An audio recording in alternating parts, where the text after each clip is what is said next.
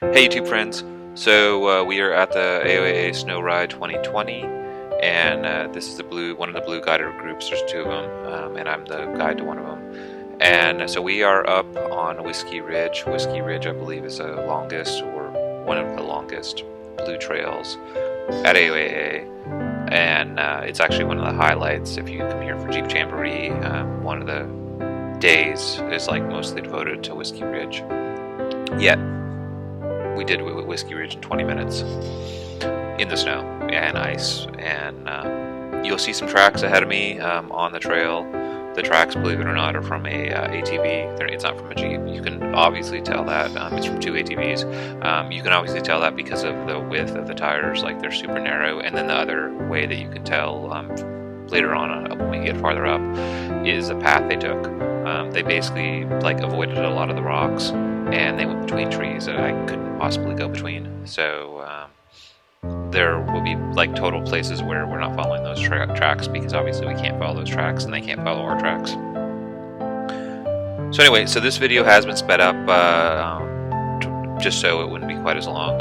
It would have been a 20-minute video if I played it in real time, and I kind of felt like this was one of the ones that maybe didn't have as much to offer. So the entrance that we just passed there was the pit, or sometimes they call that the rock quarry. It's marked blue, like I think on the signs or maybe on the map it's marked blue, but then like in other spots it's like marked black and like limited recovery. We completely opted to not do the pit today, or the quarry or whatever you want to call it, and the reason for that is because basically you go down in this rock quarry on the one side and it's like muddy, and you just go down, and then there's some cool obstacles and stuff to play on, but then you have to get out of the rock quarry on the other side, and like literally like you can go to one of my other videos like on the pit. It's, I don't know, like 20-30 feet, like going up a very steep grade of just pure mud, and there's no rocks there. So obviously, like if everything is frozen over, it would be like trying to go like up and over like a 30-foot sheet of ice. Like it's just kind of stupid. Like we would just probably slide down into it and then like have to winch out of it, and that wasn't really like something that we were looking to do today. So like I opted to not do the pit. If it was a nice warm sunny day, I know that like the Jeeps with me like would have no problem like knocking out the pit in like a minute or two. But it just felt kind of stupid to think about going over there. And even I think Hans in the driver meeting was like, don't go to the pit. So this trail is interesting because it's long. The other side of the trail, like, so I've never done the trail in this direction. So we are starting on the upper anthracite side, and the order in which I posted these videos actually is the order in which we did them, believe it or not. So anyway, we're starting on the side with upper anthracite, and then we are going around the park to the other side, which is sort of like above Barney Rubble. I think 99% of the time I do this trail in the other direction. Like I said, I think this might actually be the very first time I've ever done this trail in this direction. So you know, kind of something a little bit different for me. But this trail is, because it's on the upper edge of the park, doesn't really interact with any other trails. So because of that, it's pretty easy to not get lost on this trail. And the reason why I say that is like you just look for the rocks, you look for the open areas, and like that's where you go. And you're not going to see that many other trails cross this trail or even come close to this trail. There's only one section where there's another trail that comes close to this trail, and it will be on the right. And that one trail is Beeline, which I think that the Jeeps with me could do Beeline too, if we really wanted to. Beeline is a more of a shale rock trail. Like the rock is a little different material in sections. And the other thing with Beeline is Beeline's a black, this is a blue, but they both kind of go the same places. So it just kind of like both of these two trails are like, almost like the same trail. It just that one is like the black version of this one. So anyway, we were a blue group, so we were focused mostly on blues.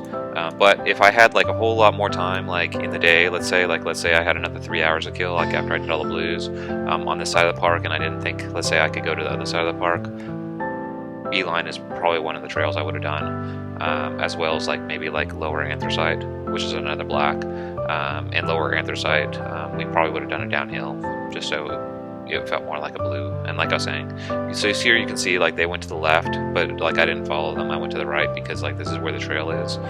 So obviously like they were avoiding the big rocks because they were on a small ATV with small little wheels, and you know, that we couldn't follow them because they went through some trees that were like really close and narrow together. So I've had like friends and stuff ask me about like all kinds of different vehicles, and I know this is a little bit off topic, but they asked me about like what did I think of the Raptor, and you know, what did I think of some of these like bigger vehicles like the Ram Rebel and stuff like that.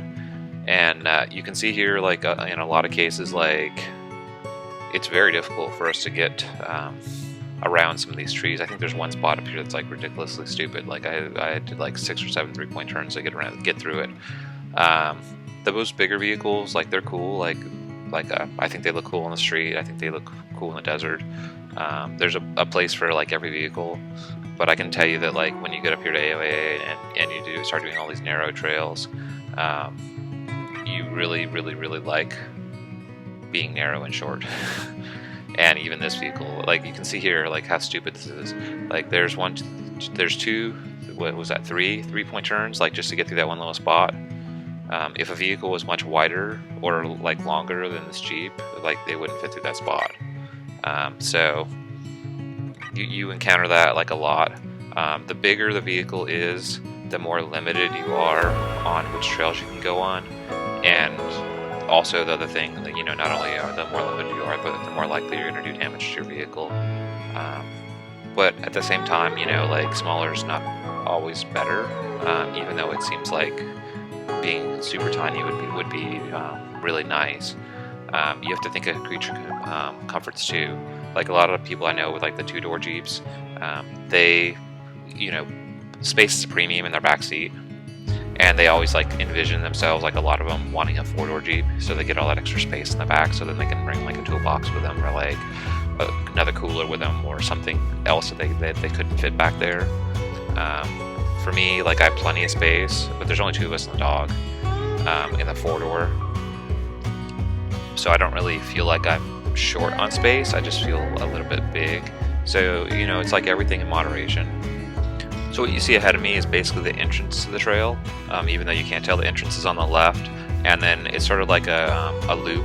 I don't want to say it's a full figure 8, it's like a half figure 8, where basically you go to the right and then you make this like little loopy deal and then go around back up off the trail to the left.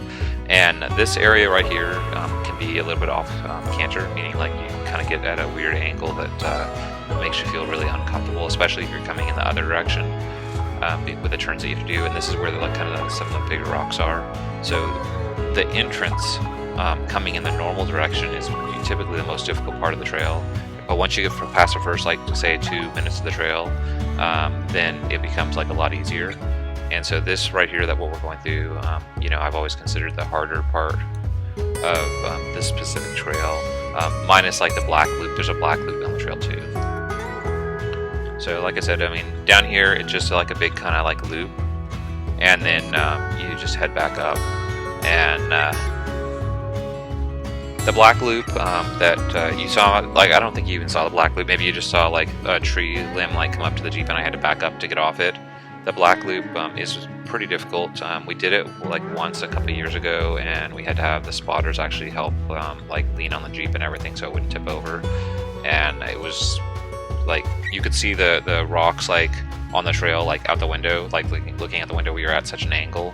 It was pretty like annoying. That tree there, I had to go the limb or whatever. I went down there and I had to just move it so we could like go over it. That wasn't really that big of a deal, but it was like at this angle where I didn't like it being so high up. Like it was a tiny little branch, but like literally at one spot it felt like it was like a foot or 2 up in the air, and we were going uphill. So I just whatever. I moved that one dead branch.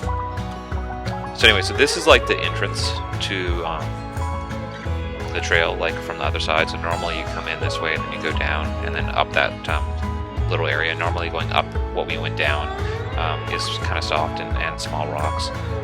So it seems like that this difficult area was a whole lot easier to do in this direction than the other direction. I don't really want to say it's difficult, but the harder section of the trail, it seems like was easier because we went in this direction. So anyway, so please like and subscribe. Thank you. This was Whiskey Ridge.